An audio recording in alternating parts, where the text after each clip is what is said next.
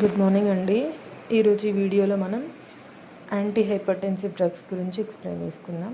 So before anti hypertensive డ్రగ్స్ని explain చేయడం కంటే ముందు మనకి బ్లడ్ ప్రెషర్ అంటే ఏంటి, కొన్ని ఇంట్రడక్షన్ పార్ట్స్ని చూద్దాం మనం. అసలు బ్లడ్ ప్రెషర్ అంటే ఏంటి, what is systolic blood pressure and what is diastolic blood pressure. So in the body, how the balance is maintained and who will increases the blood pressure and who will decreases the blood pressure according to our needs. So అది తెలుసుకుందాం.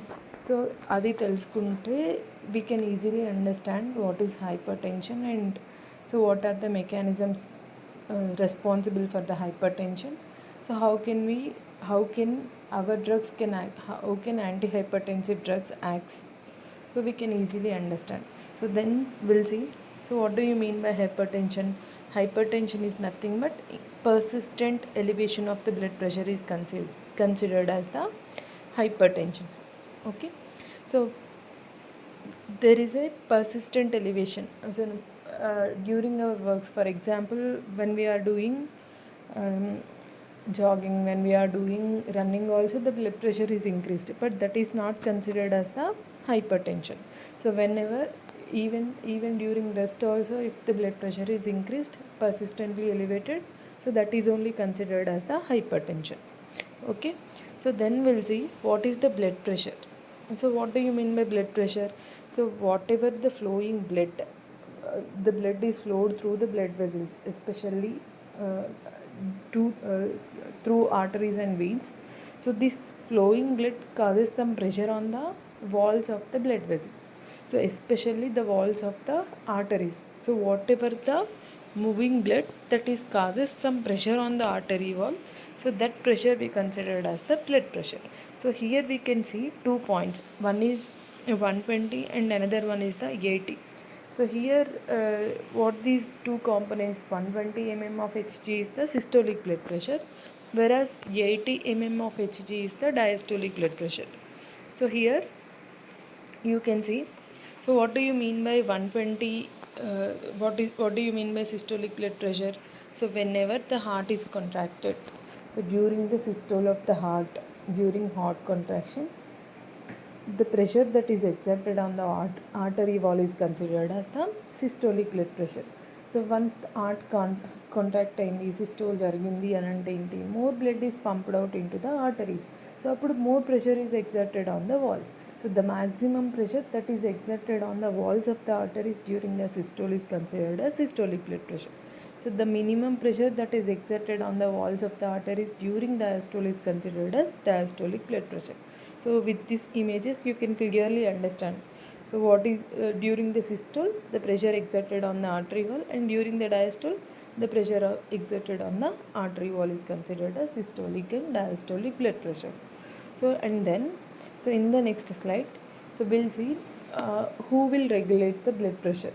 So according to our needs. For example, when during rest, the blood pressure is normal, but for doing any work, for example, for running, for jogging, for doing other works, our blood pressure has to be rise according to our needs. Okay, so in order to pump the various body parts most effectively, heart rate, blood pressure has to be increased. So who will control this blood pressure? So here there are two mechanisms for controlling the blood pressure. So one is the neuronal regulation and another one is the hormonal regulation of the blood pressure. So here neuronal regulation ni manam rapid control of regulation అని కూడా అంటాం. అంటే so this regulation regulation lasts for a short period. Okay, so this is another term is considered as baroreceptors reflex. So here, so baroreceptors అనేవి stretch receptors, pressure receptors. So ఎక్కడ ఉంటాయి, they are present on the either arch of the aorta or on the carotid bodies. So what they do, so they monitor the pressure changes. So blood vessel wall పైన పడే pressure changes ని they monitor. So what they do, so whenever the blood pressure is increased, whenever the aortic arch of aorta or carotid bodies are stretched more, So they senses the pressure changes. So these baroreceptors also responds more, and they send impulses at a rapid rate to the cardiovascular center. So cardiovascular center ki rapid ga whenever the blood pressure is increased, they send the impulses at a rapid rate to the cardiovascular center. So then what happened? So this cardiovascular center sent efferent impulses towards the heart through parasympathetic nervous system. So here, which increases the parasympathetic activity and decreases the sympathetic activity in response to the increased BP. So once the parasympathetic activity is increased, what it do? It decreases the heart rate, it decreases the force of contraction, it causes vasodilation, and it brings the blood pressure to the normal. So opposite, whenever the blood pressure is less, so these baroreceptors fires less and send impulses at a slower rate to the cardiovascular center. So then this cardiovascular center increases the activity of sympathetic system and decreases the activity of the parasympathetic system. So then what happened?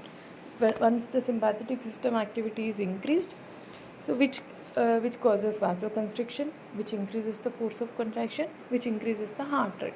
So thereby the blood pressure is increased. In this way, the blood pressure is controlled by the neuronal mechanisms. So in the next slide, we'll see how this is the long term or intermediate control of the blood pressure.